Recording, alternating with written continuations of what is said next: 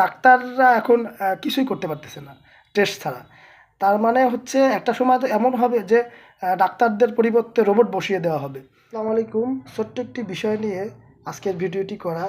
আমার স্বল্প জ্ঞানে যেটা আমি উপলব্ধি করতে পেরেছি যে বিষয়টি নিয়ে একটু কথা বলা দরকার, সেজন্য আজকে ভিডিওটি করা।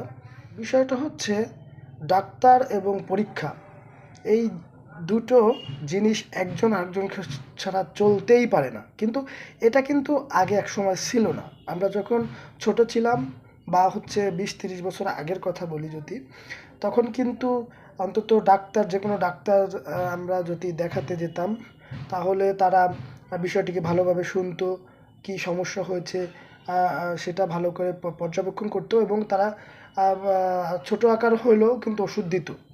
জটিল এবং কঠিন রোগ ছাড়া কিন্তু তারা কোনোভাবে পরীক্ষা নিরীক্ষা করতো না, করাতে দিতেও না। কিন্তু ইদানিংকালে যেটা দেখা যায় যে ডাক্তারের কাছে যদি আপনি মানে সর্দি জ্বর নিয়েও যান, সেক্ষেত্রেও আপনার কিন্তু এখন বিভিন্ন রকম টেস্ট তারা দিয়ে বসছে। এটা আর অন্য কোনো রোগের কথা নাই বললাম।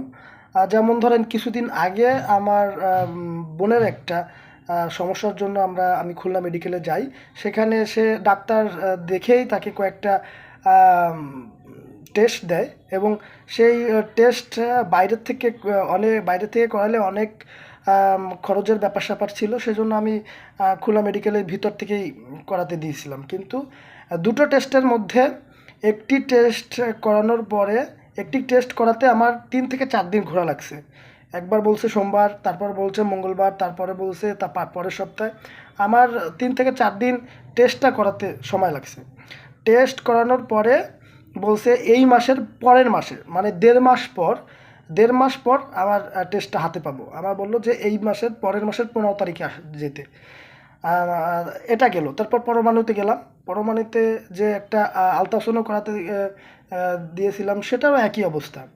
সেটা টেস্ট করালাম, কিন্তু সেই রিপোর্ট পেতে আমার প্রায় 20 থেকে 25 দিন সময় লেগে যায়। সেই টেস্ট হাতে পেতে পেতে আমার বোনের কিন্তু সেই সমস্যার সমাধান হয়ে গেছিলো। তার মানে আমি যদি এক কথায় বলতে চাই যে ডাক্তারের কাছে যদি আপনি যান, ট্রিটমেন্ট পেতে গেলে আপনার হয়তোবা আপনার রুগীকে একদম মৃত্যুর কোলে ঢুলে পড়তে হবে, নাহলে আপনার রুগী সুস্থ হয়ে যাবে। মানে সে চিকিৎসা পেতে পেতে সে একদম হয়তোবা সুস্থ হয়ে যাবে, তা না হলে পৃথিবী ছেড়ে তার বিদায় নিতে হবে। দুটো একটা বেছে নিতে হবে। তো আমি আজকে আমার ছোট জ্ঞানে যে একটু মনে হয়েছে যে চিকিৎসা বিজ্ঞান আস্তে আস্তে এমন দিকে অগ্রসর হচ্ছে যেটা আপনি ডাক্তাররা এখন কিছুই করতে পারতেছে না টেস্ট ছাড়া। তার মানে হচ্ছে একটা সময় তো এমন হবে যে ডাক্তারদের পরিবর্তে রোবট বসিয়ে দেওয়া হবে। টেস্ট রোবট বসা থাকবে, রোবটে সমস্যা শুনে বলে দেবে যে এই টেস্ট করে নিয়ে আসেন। এই টেস্ট করে নিয়ে আসার পরে আমরা রোবটের কাছে রিপোর্ট জমা দেবো। দেন রোবট সে প্রেসক্রিপশন লিখে দেবে এবং ওষুধ লিখে দেবে। সেই ওষুধ খাওয়ানোর পরে আমরা সুস্থ হয়ে যাব মনে করছি আমি। আসলে একটা সময় কিন্তু এরকম ছিল না।